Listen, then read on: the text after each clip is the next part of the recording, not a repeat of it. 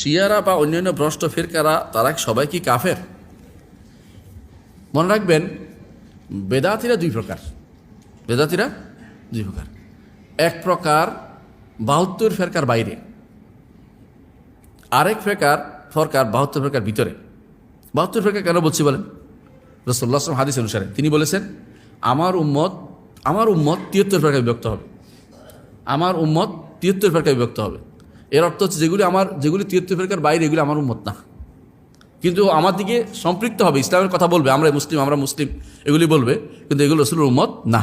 তো রাসূল উম্মত 73 ফেরকায় বিভক্ত। এর মধ্যে এক ফেরকা হবে যারা জান্নাতি। এরা কারা? মা আনা আলাইহি ওয়া আসহাবি, যা রাসূল এবং তার সাহাবীদের মত অনুসারে চলবে, তারা হচ্ছে জান্নাতে যাবে। তারা জাহান্নামে যাওয়ার কোনো ওয়াইদ, তার ধমক আসে নাই। এর বাইরে 72 ফেরকা জাহান্নামে যাওয়ার ধমক আসছে। তো 72 ফেরকা ওই সমস্ত লোক যাদের প্রকাশ্যভাবে যারা শিরকে লিপ্ত নেই,